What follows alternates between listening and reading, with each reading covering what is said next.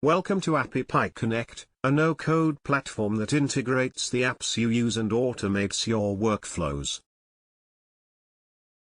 In this video we will integrate Trello with Google Sheets to automate workflows between the two apps. We will choose a trigger from Trello and then an action from Google Sheets. Please watch the video till the end. Start by selecting Trello as your trigger app. Next, choose a trigger event. This is the trigger event that will initiate the flow in Connect. Select the one that will fit your needs.